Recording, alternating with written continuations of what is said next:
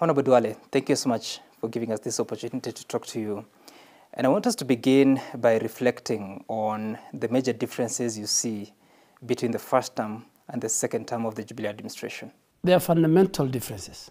I mean, I was part of the original Jubilee coalition then. It was URP and TNA. Culminating, in the election of 2013. And that was a very unique election because we had the ICC cases. We had communities that over 10 years had issues, the Kikuyu and the Kalenjin community. So we had serious work cut out for us as Jubilee, led by the president and the deputy president.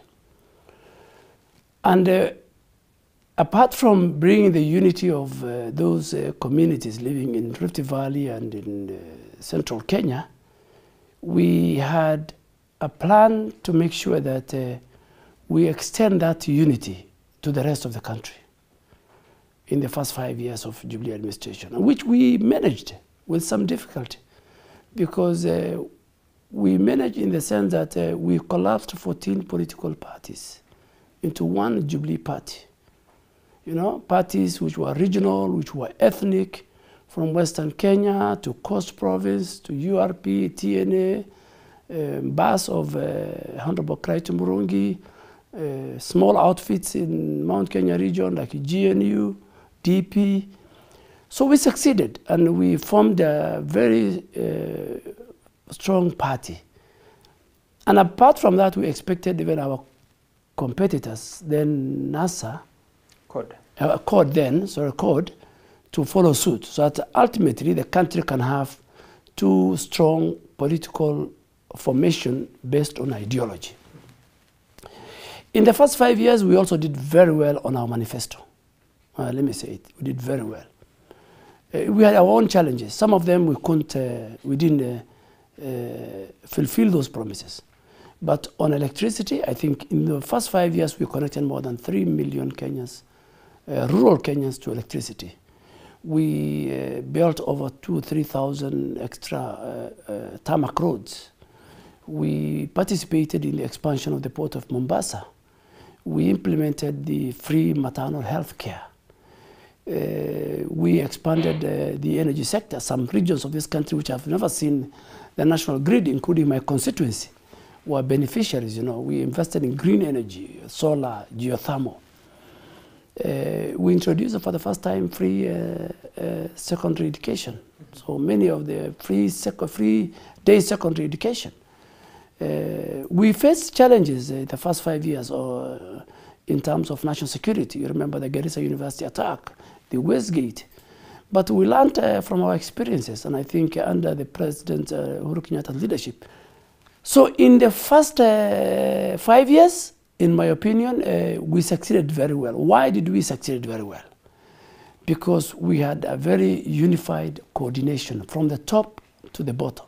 The only setback in our first 5 years, and I want to make it very clear, was that we put the country into a serious debt level. We were not very, very careful on when it comes to borrowing. Right. We had the choice to borrow from the multilateral and the bilateral donors. And the reason why people went to China, Sam, let me be very honest with you, was that people were very much excited about the 10% they were getting from. Because once you borrow from the Exim Bank or Exim Bank of China or from the China government, the loan, then they will send their Chinese company to come and do the project. Then the price is inflated to cover that 10%. I think President Kibaki left at about 2-point-something trillion. It's very sad today at 2020, we are at 7.3, I think, trillion. So you can see from 3 successive governments, President Kenyatta, President Kibaki, and President Moi combined, we have doubled it. The other thing that we never did... Just before we move on, I'm just wondering, when you say deep state of people that were getting 10%, do you know their names or their profiles? No, I think I don't need to tell you. You can easily. I mean, you have lived around. You know them. They are well connected to state. You'll find them doing business in the security sector. You'll find them business doing in government, and they also play a big role in the formation of government. So they're there, and it's not only unique to Kenya. I mean, you know of the story of President Zuma and the Guptas. I mean, the Guptas, a similar group are in Kenya. I mean, I don't know what name we'll give to them. But in 2015, the areas that we never performed, since in our first term of Jubilee administration, the first 5 years, the projects which were in our manifesto, which I think, in my opinion, honestly, we did not implement, we didn't achieve. One of them is a laptop project. And I think the people who designed the laptop project must be the same guys who are designing now the Big Four agenda. Before you design a project, you must do a very serious visibility study. They just thought of, it was a good idea. I mean, the children of Kenya to be IT or, compliant or, technology to be taught at a very low level. But they have not looked at this country. I mean, in this country, there are children who don't see electricity, not only in their schools, but in their homes. There are children who have no desks. There are children even who don't have toilets and sanitation facilities. There are children who walk long distance without shoes. So what was the priority? Was it laptops? Or was it desk? Was it first to make sure that each and every school is connected? Because if a school is not connected to electricity, so we felt that there was a mismatch. So that's why that project, people don't want to be very honest, that project could not be implemented because of the gaps that existed in the infrastructure in our schools, which still today exists. Yet, Honorable Duale, you campaigned across this country up to 2013, promising that. Yes, yes, yes. You didn't know about that? No, that's what I'm telling you. The guys who draft manifestos, most of them are technocrats, okay? The politicians do the politics. You go to the people from morning to evening, you do 5 to 6 to 10 rallies. So the guys who do manifestos, constitutions of political parties, are people who are technocrats. They're the backroom fellows. But I don't see that as a setback to us, because if we had 10 issues to deliver to the people of Kenya, if we have delivered 7 and didn't deliver 3, it happens everywhere in the world, in every government, in every leader.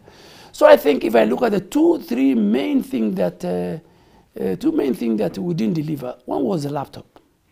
The other one was, the investment in irrigation in terms of food security.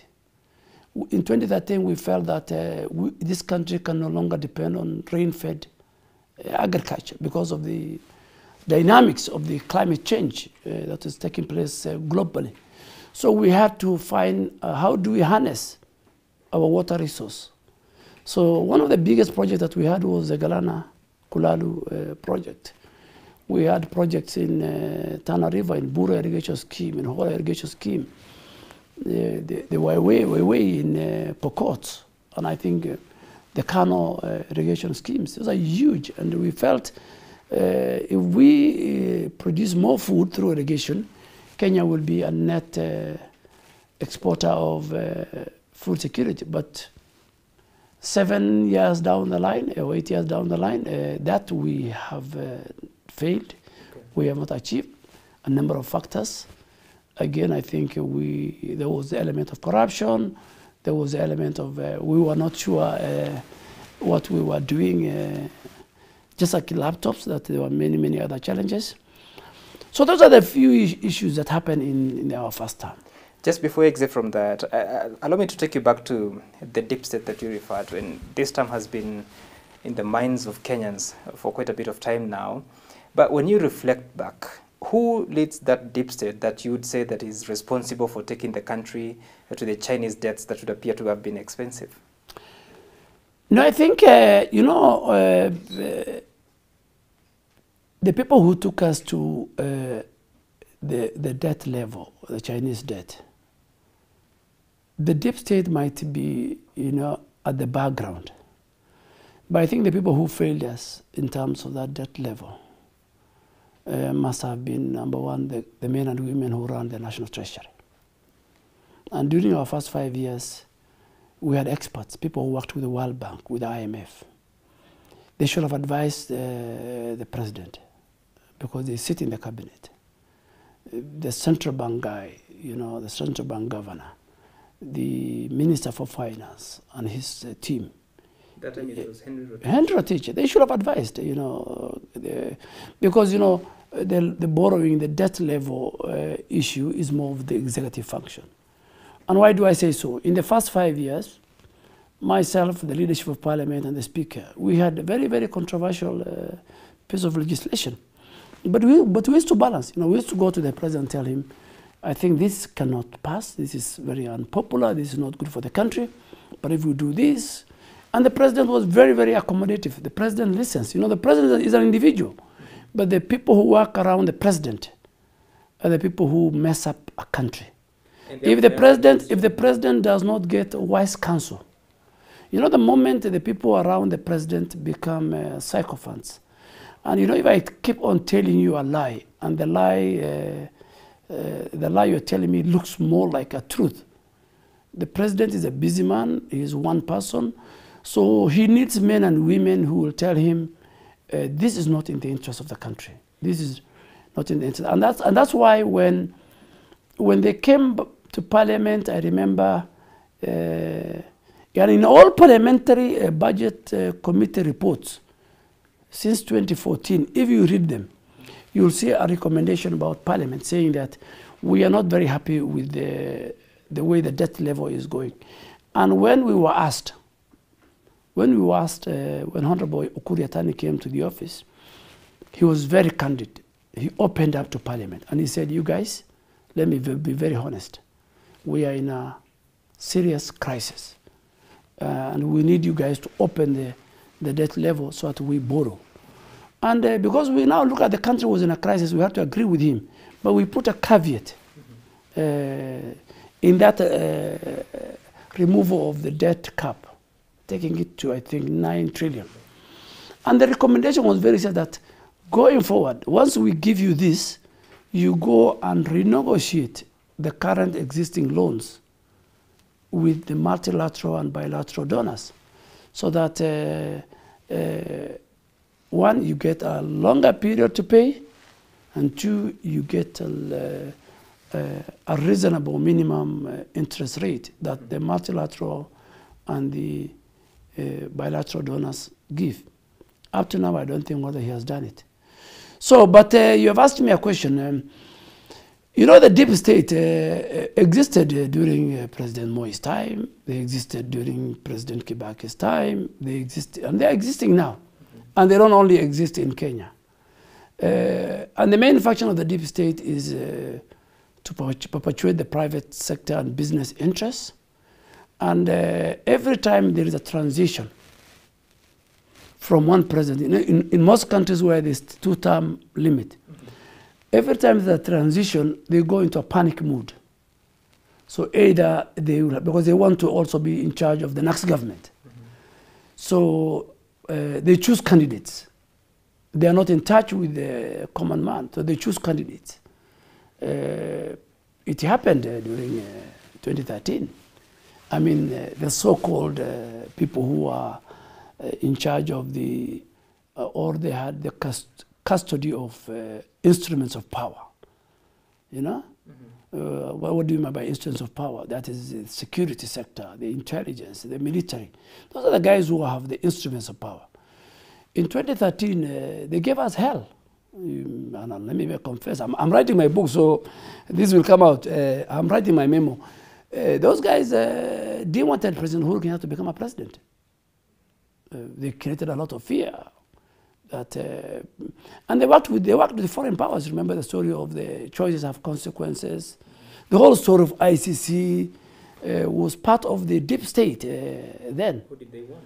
They didn't want Uhuru Kenyatta. Maybe at one stage they wanted Musalia Mudavadi. And Musalia Mudavadi was a flag bearer for about 48 hours.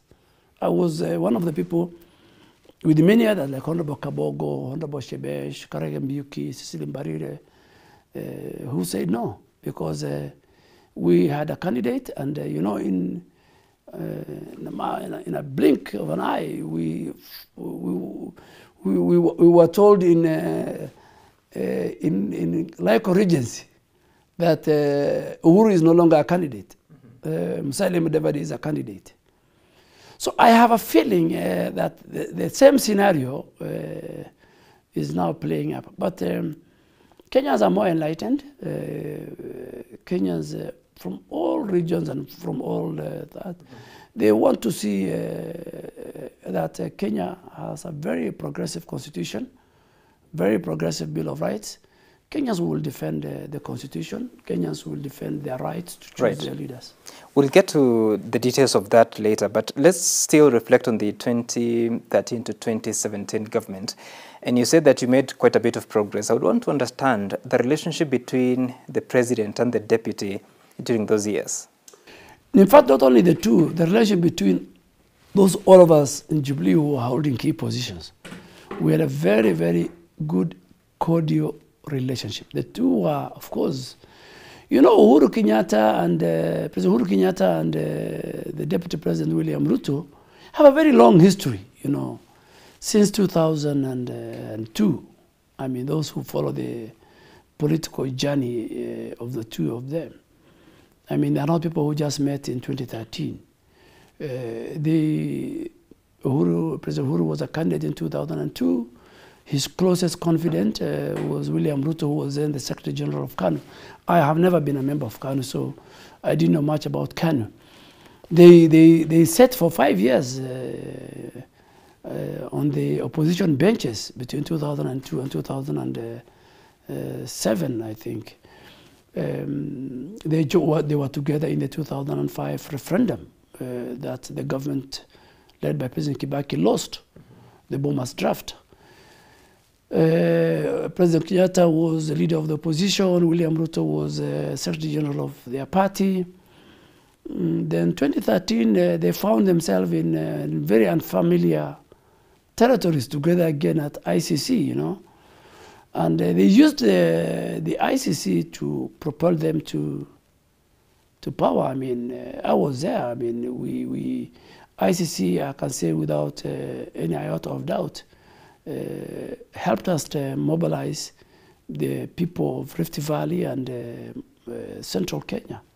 I mean, to the man. I mean, because we realized that the whole ICC debacle was a political issue. It was not more. It was more of a political than a legal issue. Right. So we felt that we needed to ascend to power. The two leaders needed to ascend to power. So half of our first term, they had no choice. They had to deal with ICC. I mean, we had to deal with ICC. President Uhuru Kenyatta, I think, was the first one who was off the hook. Right. Then we had to deal with the case of the Deputy President. Then he was out of the hook. Then by the time, I think we had little time to organize the country together, form Jubilee, and go to the elections. Right. So in terms of, with all those distractions, of course, we had to build their image internationally. Ambassador Amina Mohammed did a fantastic job. In that 5 years of our first term, I think is when Kenya has received the highest number of high-profile leaders from across the world. You know, talk of Obama, talk of Erdogan of Turkey, talk of the Chinese premier, talk of Angela Merkel, talk of the Pope. So Amina did a very fantastic job. So we came back from ICC. The country had discovered from ICC a post-election violence. We were back on track. So by the time we were going to election 2017, Kenya was doing very well internationally. It has gotten a space and a seat, a respectable nation. Our economy was doing very well. I think improved by about 2 digits. The country was doing very well in terms of the unity of the people. We got the dividends for forming a united party called Jubilee. Got 170 MPs in the National Assembly, majority of Senate, majority in the county assemblies, majority in governors. So when did this relationship change? Because there are those that say that as soon as President Kenyatta was off the hook from the ICC, there are those that started now some machinations on how to frustrate the deputy president. There are statements that were made then by some people who purport to be close to the president, because I know the president. Like David Murada, you remember, a statement he made, he said that Uhuru Kenyatta will be a different person in his last term. I took it as a very reckless statement. But I think, and this is what I think the president and the deputy, they're the ones who know it. They must tell us what happened. But I think as an insider then in 2017, the moment we won the second, when we went for the second presidential elections and we won, the first PG, in fact, the first PG before the runoff, I saw indications that there's something which is not going right, from that PG. What was that? No, I mean, I know how PGs were being run, the body language of the president, the deputy president, the way they talk to. And in fact, that PG was just before the announcement of the chief of the Supreme Court on the nullification. So when we left State House, members were asking, the majority of them, close to 80% were new members. They were asking, I thought you guys will come and congratulate us. We'll be very happy. We have won majority in both houses. But I told them, no, you guys, there's nothing wrong. That was some of them, that was their first time in State House. For me, it was an honorary place. I've been there. Then the shocker came a week later. We were told the elections have been nullified. So we went back to elections. So after we went back to elections and we started forming cabinet,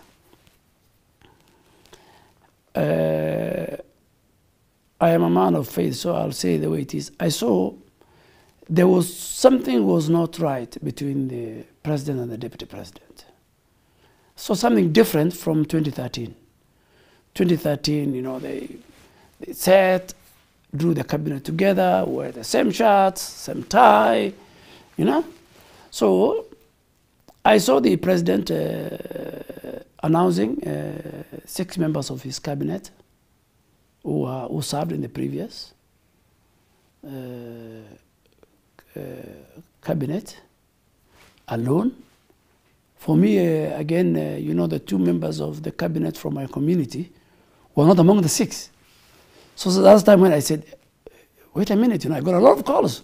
What is going on, my friend? I mean, Amina is not in that list. Aden Mohammed is not in that list. Pastoralists are not in that list. I said, no, I think this is no more. The president, because I knew President Uhuru Kenyatta. President Uhuru Kenyatta is a man of honor, a man who does what he means, and he means well for the country. So I told the guys, no. Then later, the other team was appointed. The deputy president was not there. Then a lot of things, but the thing that I've used to encourage our members and tell everybody was that, no, this is the final term of the president, okay? And I still believe it. The president will not run again. So the president wanted to have tangible items in his last term that will be remembered for. Of course, President Uhuru Kenyatta will be remembered for many things, even in the first 5 years. The Sana-Gauge Railway, the free maternity, investment in security, you know, economy. So then when I saw the 4 big agenda, I said, fine, you guys listen. The president wants to have a legacy. Then I saw the handshake. I said, this is good. The president wants again now to bring the country together. All this time you didn't suspect. So all this time, I like giving, even you some, I like giving people the benefit of doubt.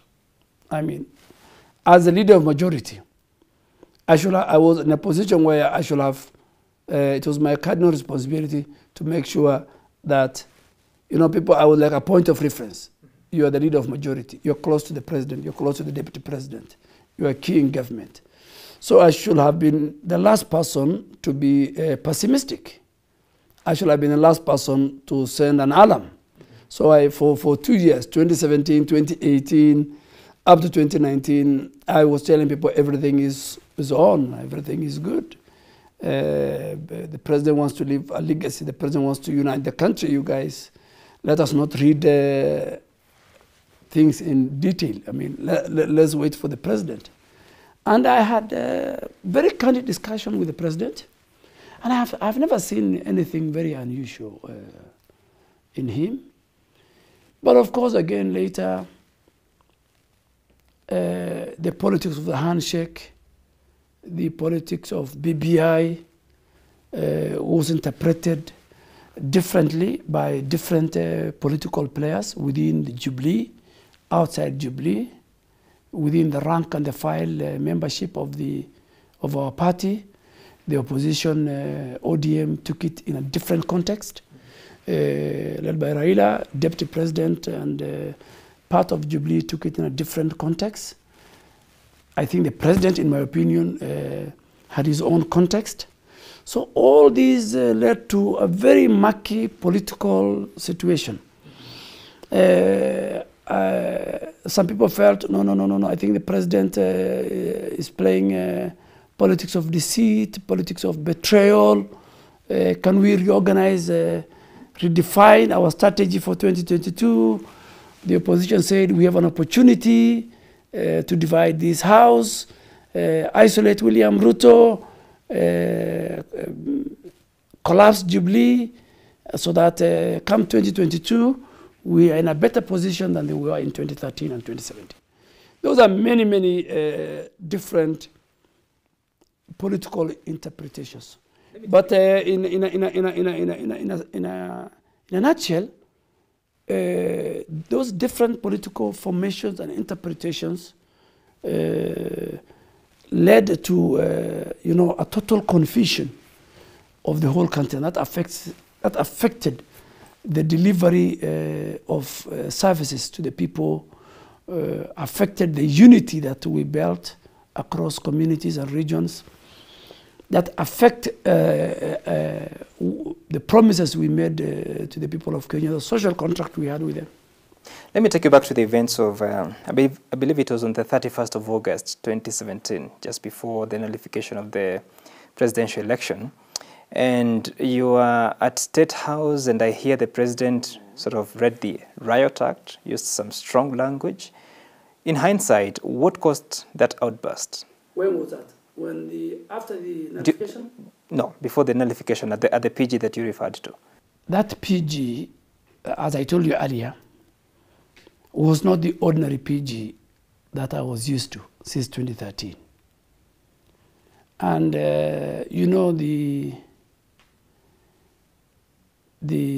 it's the PG also where I was reappointed as the leader of majority.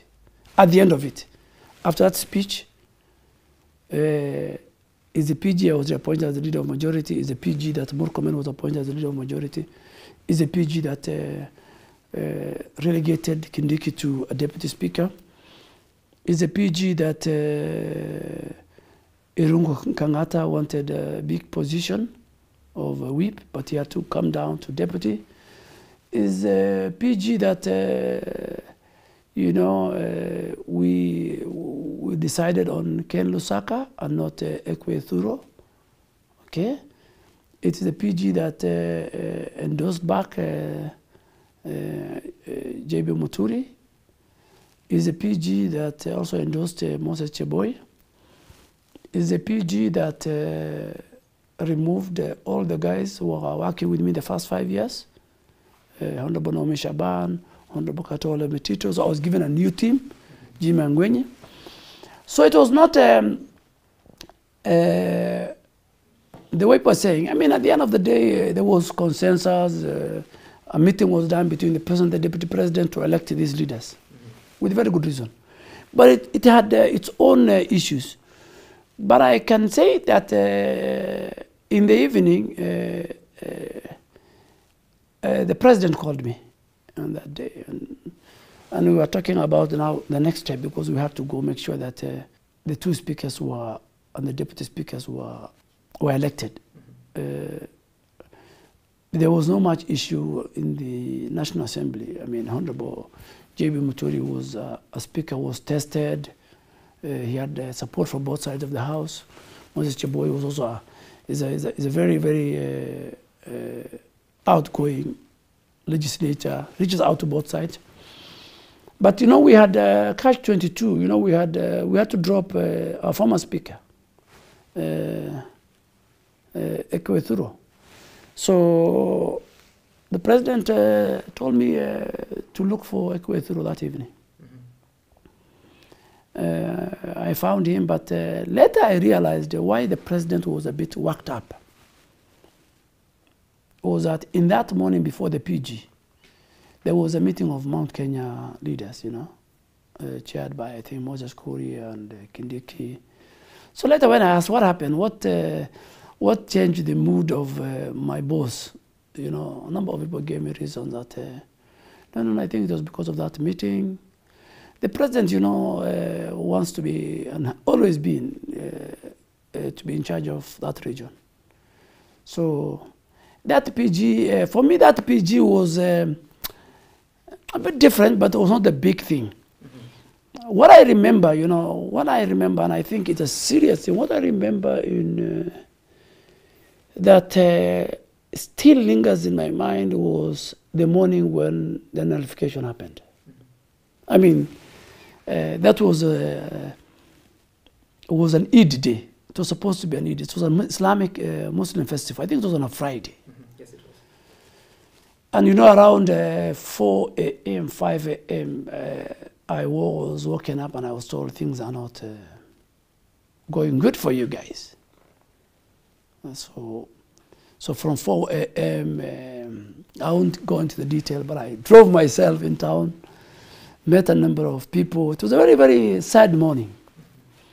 And on one side, people were telling us, no, you know what? Duale, we are doing very well. Things are good. On our side, things are not very, very good. So we all converged at the office of the deputy president that morning. And when the announcement was made, we drove to State House, few of us, because we had to go and comfort our boss. The deputy president was already there. And you remember, the president came around midday, spoke to the nation. And from there, we went to Bama Market. Myself, Honorable Sonko, Murkomen, and DP, if you can go get those clips. We went to Bama Market, eat some meat, just to make sure that that was not the end of the world. I mean, we still have the support, our people are there, we were ready for an election, we complied with. But it was a day, I think the president, the deputy, myself, many of our supporters will remember. Then from Bama Market, that's why we addressed the people. I didn't go the route they went, but all of them, you know, you remember the story of We Shall Revisit. If you look for my clip, I tried to avoid it.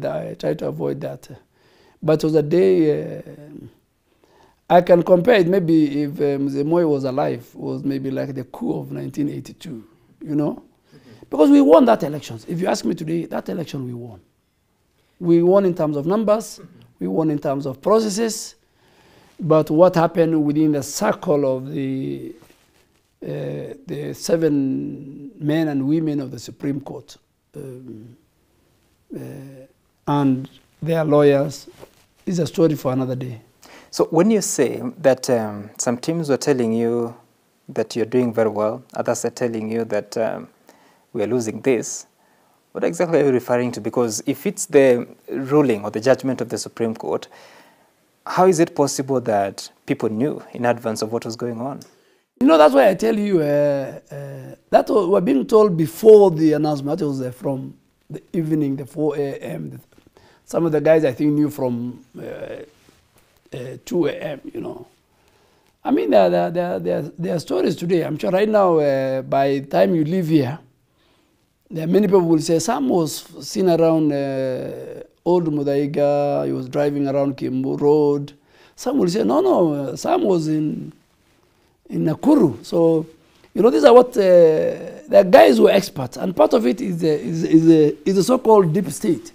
You know, the guys who claim that they have access and control to the judiciary, they have access and control to the legislature, they have access and control to the executive, they have an access to the intelligence in the country. So there are some who are saying, and there's guys who say, we'll go fix the problem in the judiciary, we'll fix this, we'll fix this. So there are some who are saying, because when we got the story, you know, you call, what's going on? There are some who are saying, no, we're doing well. The judgment is in our favor.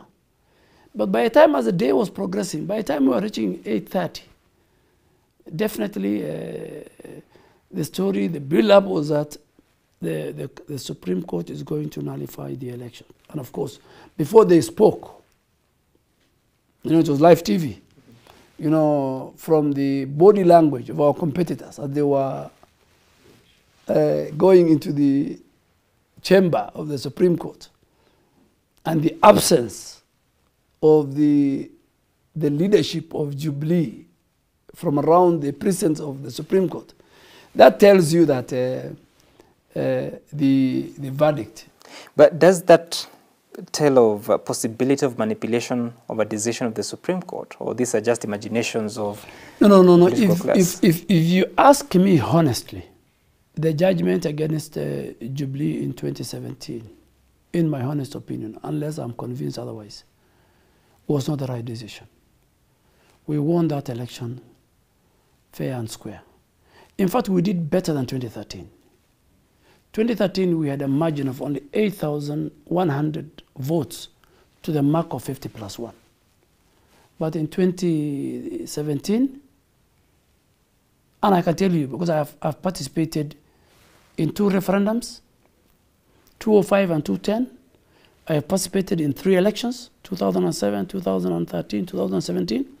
The 2017 election was one of the most credible elections. You've raised a few issues about people are saying that we're doing well, we're not doing well. Does it mean that the judges were wrong on the basis they used to arrive at the decision, or it was a bit of manipulation from political players? I might not call manipulation because I think Chief Justice David Maraga is one person I don't think whether he can fall into the category of manipulation. From the little time I have known him as a Chief Justice, he might have his own other weaknesses, but he's a man of faith, and I don't think whether he can be manipulated. But he can be manipulated in the sense that the advice is given by the people he works with, the various registrars, the people who are doing the recount, the people who are verifying the various IEBC documents, in my opinion, might be, in quote-unquote, be part of the manipulation. But I don't think whether him and the judges participated in the manipulation. Because what was at stake in the judgment? What was at stake in the judgment mainly was more on the process, on the forms, not on the actual votes. And I think in a serious election dispute, as much as the process counts, the really votes counted must also matter. Because we bet we had more than 1 million votes above NASA. So the deep state in this case did not have the power to get the favorable... No. Let me tell you, deep states have very little power in terms of manipulating elections in a democratic state like Kenya. I mean, like the US. Deep states, maybe they can work in a country where it's a dictatorship, where you stuff ballot boxes, you manipulate and own the electoral commission, where you own the electoral infrastructure. But in a country like Kenya, where the biometric machine that you use to scan your identity and vote, the numbers must tally with what is in the box. Right. So the deep state will own candidate, will own, they usually work through intimidation, threats, on political individuals, but ultimately, if deep states and governments can make you win an election, Trump should have won the election. As we remember the president saying that we shall revisit, what was his thinking then? That the judges manipulated the election, or the outcome of the case, or what? From where I sit, in that particular moment, with all the anger, and there are still people who believe that the judges were in one way or the other manipulated or biased in that judgment. Within that environment of anger, both from the people and the leadership, the president himself is a human being. There are times when you make statements, and it's very, very, it's never happened in Africa. You win an election. If the president, for example, I'll give an example. If the president did not win the election, how come he won close to 2/3 majority in the National Assembly? He won most of the gubernatorial seats. He won majority in the Senate. He won majority in the county assemblies. That is an indication that that candidate is popular, because it's a chain. The president's party must win. So there's no way all these other people can win their seats with the support and under the umbrella of the president's party. And going forward, I think there was lack of leadership at the Supreme Court, because if you ask me to compare Chief Justice Maraga and Chief Justice William Mutunga, I will tell you today that Chief Justice William Mutunga is a nationalist, is a patriotic Kenyan, is a guy who doesn't look at issues at the face of it. He will look at national security, he will look at the national interest, he will look at the how will Kenya be based on the decision that I'm going to make. Because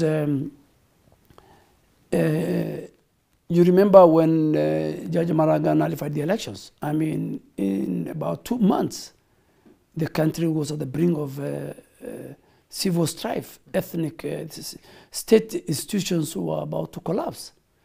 What happened if President Uhuru Kenyatta refused? He had the instruments of power. What happened if he refused to hand over, if he refused the nullification? Then we had the other side, Honorable Raila Odinga, who competed again. On one side, he's happy with the verdict of the Supreme Court.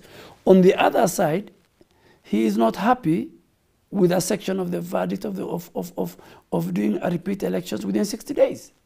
So you see, that kind of a scenario, if you ask me, and I'm sure Judge Maraga will look at it one day maybe and write a book about it, that there are times when you make a judgment based on a number of parameters, including wisdom. You know, people don't know there's a difference between intellectual capability and wisdom. There are times you see this thing and you say, let me look at what is the best interest of the country. But that judgment, if you ask me today, I will repeat it and I will go with it to the grave. That judgment, as a member of the Jubilee, President Uhuru Kenyatta won the elections, fair and square. But I always don't dwell on the past. I have moved on. And let's focus again on the relationship of the president and the deputy president, because they are, like I told you, there are those that put the differences to some time between 2015 after President Kenyatta was freed from the ICC, but others say that sometimes in 2016 there are people that started imagining of a ticket in 2017 without Deputy President William Ruto. How much of that is true? No. I mean, those are theories that don't hold any water.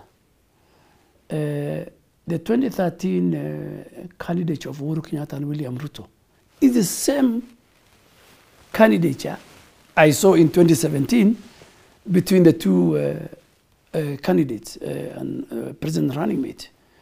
They went, in fact, I can say they were more close in 2017. Through our rallies, went everywhere. Because I was with them in nearly all the rallies in 2013, 2017. So those are people who are giving their own theories. So what happened after 2017 is the elephant in the room. I have asked both of them individually, you guys, what is going on? Mr. President, because the president is a very good friend of mine and the deputy is a very good friend of mine. What is going on? I mean, things are not going very well. But each one of them is telling me there's nothing wrong. We are good. So I cannot authoritatively answer where they parted ways, what are the reasons. 1 month, 2 months, they're not, you wonder. Then the next day you hear the guys have set for 4 hours. The next day you hear they have set for another 6 hours. You look at the Bombers 1 and Bombers 2 are too different. You know, if you look at the body language, you know, the one of Bombers 1, I was there. It was very tense. You know, the deputy president looked very isolated. Then if you look at the Bombers 2, you know, from the speech he made, as a guy who knows both of them, I thought the president will get annoyed and irritated. But when he stood up and the body language, so I have reached a stage where I have said, hey, wait a minute. You wait for time to solve this. I mean, don't go into the wars of two people. Maybe both of them are my friends. But I pray that for the sake of our party and for the sake of the country and for the sake of our supporters, I pray the day they come together the way they used to be before. It's very, very possible. It's very, very possible. My friend, in politics, there are no permanent enemies and there are no permanent friends. People will be shocked. Raila Odinga and William Ruto might even team up in 2022. And Uhuru Kenyatta, the three of them. It happened. I mean, it happened in 2007. I was in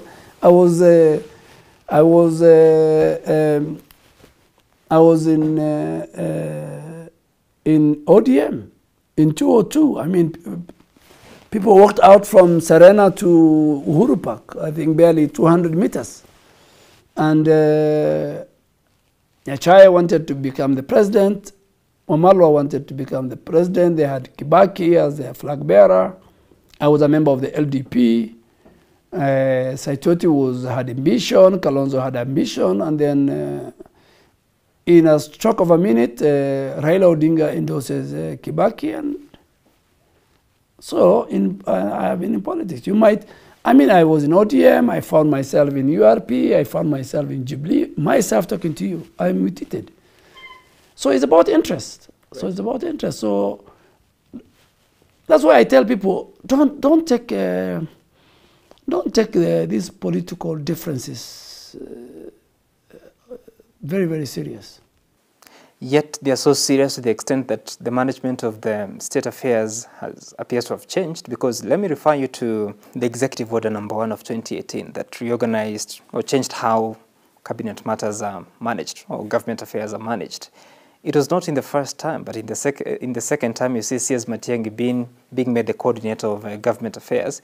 How has that executive order impacted the relationship of the Deputy President and the President, and in essence, what the Deputy President has been doing?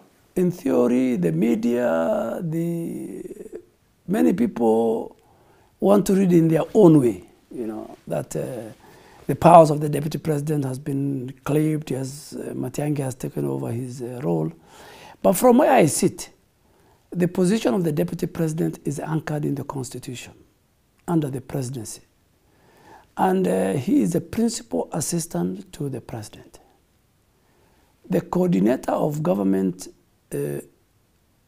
projects given to CS Matiang'i and deputized always in that executive order by the CS Finance is because the CS Interior has a very unique infrastructure that goes down to the grassroots. I mean, from assistant chief to DO to DC to county commissioner up to the regional level. The whole provincial administration is in charge of the police, the provincial administration, police, all this. So he has a very wide network. The CS Finance is a guy who has the money. And I think the president, to make sure that his legacy, and particularly the 4 big agenda and government projects, are evaluated, are monitored more effectively, then he felt to anchor this under, it's a new style. The president can do any executive order today within his administration. So for me, from where I see is that CS Matiang'i was just to make sure that there's a road project in Garissa, he will ask his networks, check. The Minister for Infrastructure might only have 2 or 3 engineers. So I don't think whether there's any big thing, because the position and the functions of the Deputy President is anchored. He works at the pleasure of the President. So it's the President to assign him duties. If he's not assigned duties, then he waits for those duties. So how active has he been? But in terms of perception, of course, it has created a negative perception. The Deputy President has been sidelined. Has he been sidelined or not? I think that's the question you should put it to him. You know. You're his friend. Yeah, I am his friend, but you know, he can answer better whether he's comfortable. I mean, I know him as a man of a lot of patience, you know. He waits, so you can't read even his body language, what he's feeling inside.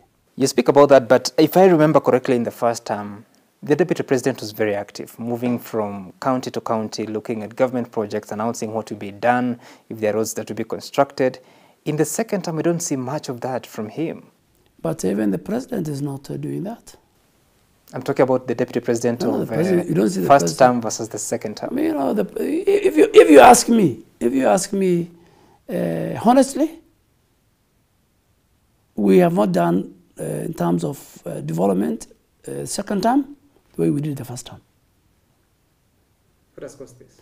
Well, the economy, of course, now with the COVID, the economy, global economy, we had many challenges: the locust, the drought. Generally, the economy was not very good, so we were not collecting much. And then, of course, if you read Article 203, whatever we collect, the first charge to the consolidated fund is for the country to pay its debt. So we are paying a lot. What we collect now, we can't invest. I mean, after we pay the debt, what remains is salaries. So there's no money for development. So, well, if you have no money for development, what do you inspect? Honorable Duale, of course, there are 2 or 3 landmarks the President has done. The of course, still on debt. The expressway, the Nairobi rail systems. Those are some of the few things that, of course, again, more investment in security. But we are unable, in the second term, we are unable to have enough money to, my friend, invest in development. You know, if you borrow, today if you use your credit card, if you borrow, then the next 2 months, the bank will be dealing with you 60 days. They'll be slashing your salary and everything. So your budget in the family will be affected. So you don't see these shortcomings in terms of development to be coming from the declining relationship at the top? No, you know, one thing is very fundamental, whether it is perceived or whether it is real. The relationship between the president and the deputy president, in the eyes of many people, majority of the people in this country, and even outside, they see there's a problem. I mean, we can't deny that. And the people who can fix that problem is the two of them. It's not Honorable Duale. I've asked, what is the problem? So there is a problem. And you know, it's just like a family. It's just like my house here. The moment there's a fundamental differences, that and outside shows that we are not reading from the same script, we're not together, then we will not bring up our children very well in terms of education. Okay? So that family will not be very stable. The country called Kenya is like a family. And the head is the president, and the assistant is the deputy president. And it's more so again felt and pains among their supporters, among their support base, including myself, who don't know where did the rain start beating us, you know?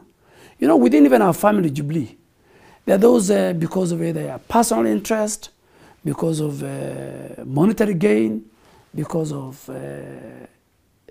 individual alignment, they want this situation to perpetuate. They want the difference. Maybe they're getting, maybe they're making, they're gaining out of the differences. But for somebody like me, and let me say it myself, who both personally and in terms of even constituency and in terms of even my life, political life, is very close to these two gentlemen, the president and the deputy president, I am not fine. Not even who becomes 2022 the president, not even the issue. It's the issue of you have two very close friends, dear to you.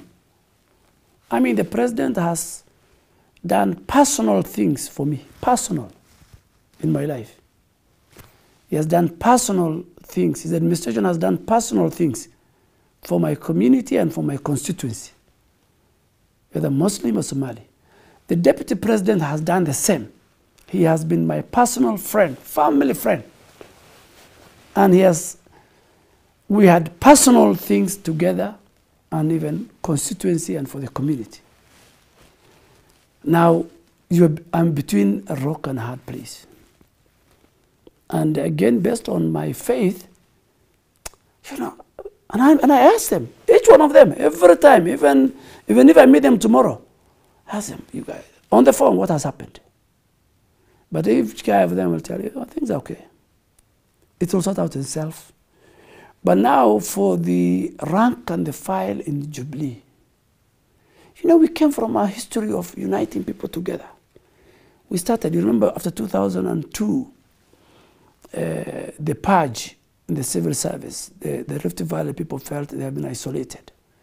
That led to them, to the man support Raila Odinga in 2007. That led to the post-election violence. Around 2009, 2010, because the president and the deputy were personal friends and they were in the same party, they felt that, and in fact they used to tell us, let me say this, 2013, even if we don't win the elections, but these two communities come back together as brothers and sisters, we have won. Now, God gave them both. The two communities came together and he made them to be the leaders of Kenya. Then we moved on a step further in 2015 and said, let us now cascade that to other regions. URP was more like a quote unquote, I mean, it had 76 members of parliament, but it was more viewed as a Rift Valley party. TNA had MPs from everywhere, but it was viewed more as a central Kenyan party. So we said, no, let's kill that tribal tag. So we combined, 14 parties, from Western to Mount Kenya to the pastoralist. But today, I can tell you without any fear of contradiction that Kenya is very much divided. And my worry is that if we go this way to the elections in 2022, we might have a replica of the 2007 post-election violence. And the cause of that will be none other than the political class, me included. It's very, very sad. And as you talk about the political class, how much responsibility does the handshake and Raila Odinga take in dividing the Jubilee Party? I think from the dimension of President Uhuru Kenyatta, the handshake was supposed to unite the country. He has united his house, called Jubilee, won the majority of the seats, but he wanted to extend that to the opposition and even make the opposition feel part and parcel of the Kenyan society. That might not have been the intention of the opposition led by Raila Odinga, if you ask me. But that intention cascaded into something else different. If you look at the 9-point agenda, it's totally what you see now in the BBI. The BBI, compare the document BBI and compare the 9-point agenda. I mean, you cannot build a cohesive nation and unity of the country using BBI when you want to lock out serious stakeholders and regions and communities out of the BBI and make the BBI an exclusive political elite document. The pastoralists have issues, the women have issues, the churches have issues, the Muslim clergy have issues, the medical doctors have issues. And you stand up and say, most of Raila Odinga say, no, we are not changing. So which means the BBI belongs to you. So if you ask me, we were more united, we were more cohesive before the handshake than now. And what has the handshake done? The only value handshake has done to us is it has killed the oversight on government. We have no opposition in Kenya now. No, nobody is talking about the debt level. Nobody is talking about corona. Nobody is talking about the unemployment. It brought some level of political calm. If you're talking about the ask me what political calm. The events of January 31st. No, swearing in of the people's president. Let me tell you, in every election, from the president to the MCA, there must be a winner and there must be a loser. Am I right? The only good thing in this document I have seen, which was missing in the Kenyan political architecture, was not to recognize the office of the leader of opposition. That was a mistake we made in 2010.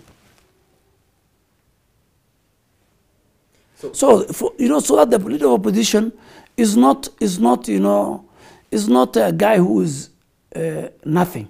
He must be the leader of opposition, resource, he can lead his troops, and he can plan to form the next government, the way it happens in UK, in the House of Commons, in UK. I mean, Trump got 73 million votes. And Biden got, I think, about 79, I think. From that numbers, is you can say America is divided down the middle. Am I right? But is there a handshake? We don't know. No. Based on the Constitution, there will be no handshake.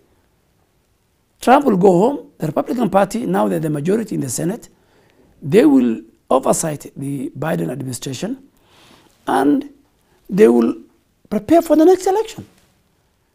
So what do you call it? This narrative in Kenya that I have 6 million votes. No, even if Sam Gitugu beats me with 1 vote, you will be declared the winner. Now you want to tell me the way we are going now, that those who lost in the gubernatorial seats, will they share power with the governors? Those who lost to me, I bet my former competitor, the former deputy speaker, by over 10,000 votes, my friend. 10,000 votes, you got 14,000 votes. That's substantial. It's my business to talk to the people who didn't vote for me, bring them on board, make them part of the development agenda in my constituency, so that the next election they vote for me. That's how democracy works. If we were to take ourselves back to the events of January 2018, that there's a national resistance movement, there is someone who is swearing themselves as the people's president, what would be your best solution out of such a situation if you are the president? It happened. Despite the antagonism witnessed, including in Parliament, of the National Super Alliance. What happened? Staying away from vetting cabinet secretaries. No. But what happened? The opposition had more numbers in 2013. Am I right? ODM and CORD had more numbers in. And in fact, it was the most difficult parliament in the first part of term. You remember the security laws? I mean, they were good, but look at today. ODM has less than 90 members of parliament. It's twice the number of Jubilee has twice the number of ODM. You didn't see a problem that time. Let me tell you, problems are created by individual political players. If I lose my election in Garissa Township, in a democratically election, I must accept the verdict of the people. You saw it in the US, and I admire them. A Republican governor is announcing elections where his candidate has lost. Trump in Georgia, in Michigan, all those, you name it. So once you go to a democratic, free and fair elections, you must accept the verdict of the people. So ask the people who went to Uhuru Park. I mean, that's where. And I expect if it's Uhuru Kenyatta in 2002 when he lost the elections, he went to Serena Hotel and said, I lost it. Kibaki lost a number of times. William Ruto, if he loses, he should go home or become the leader of opposition. So our problem is not not the people. Our problem is, do political leaders accept the verdict and the wishes of the citizens in an elective process like that one of Kenya? What do you think are the possibilities of achieving their goals, whether it's Big Four agenda or the manifesto of 2013 in the remaining period of time, I think, given the circumstances? Now we are in a very unique circumstance. We have the COVID-19, not only Kenya, affecting the global economy. We have the locust. We have so many other challenges. But I think my advice, because I'm no longer the leader of majority, but my advice to my party and to our government and the president is that let us focus on 2 or 3 items, and say, in the second term, we have delivered this. Of course, President Uhuru Kenyatta will be remembered for many things. I can tell you. President Uhuru Kenyatta will be remembered for the millions his government has connected to power. President Uhuru Kenyatta will be remembered for many roads his administration has built. President Kenyatta will be remembered for improving the healthcare. He'll be remembered for initiating the war on corruption. I mean, still we don't have convictions, but at least under his administration, high-profile people were taken to court. President Uhuru But there are those Kenyatta. that feel that that war was targeting to fight the deputy president. In fact, people very close to the deputy president. No, feel so. but there are many people who are close to the president who are also taken to court. Not as many. Henry Rotich, the most high-profile minister, is a very close person to the president. There are many people who are close to the president who have been taken to court by the DPP. So do you think that battle was genuine or it was politically and you know, let me tell you, let us not look at the war on corruption and the people who are taken to court from who they are related to, who their friends are, who are they aligned to politically. Let us look at what crime you have committed and what are the consequences. So I think the judiciary have a role to play. The judiciary have a role to play. Okay. But Honorable Duale, as we wind up, so the last time I spoke to you, which is a couple of months ago, you were majority leader. Yes. Now times have changed. Yes. How did that decision affect you and your commitment to the party? No, it doesn't. I mean, number one, I think I happen to be the first majority leader of the Republic under the new constitution. So that's a very good title. Two, I served, I think, the longest in any position, maybe Speaker Muturi in that position. And I think I left with my head high. I mean, if it is loyalty, I was loyal. If it's delivery, I have delivered. If it is playing decent politics, I have. So up to today, I'm happy my party gave me an opportunity to serve them for 7.5 years.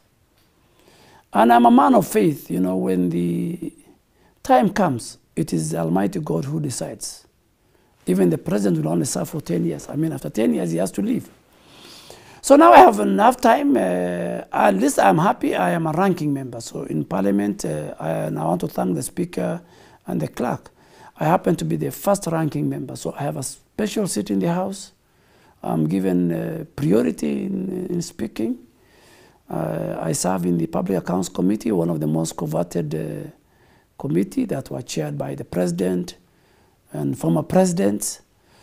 I have time for my family. I have time for my camels and goats and sheep.